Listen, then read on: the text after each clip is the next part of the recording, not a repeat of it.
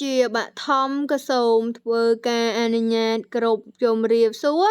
ទៅកាន់ពុកម៉ែបងប្អូនក៏ដូចជាប្រិយមិត្តទាំងអស់គ្នា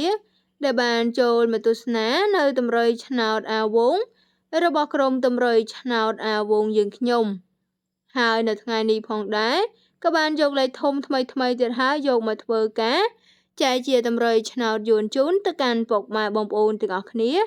ដែលគិតថ្លៃផងដែរហើយកុំភ្លេចជួយចុច like subscribe ម្នាក់មួយផងដែរអាវងសូមលេខធំ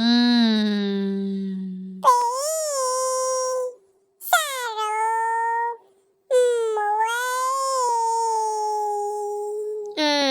វងសូមលេខធំ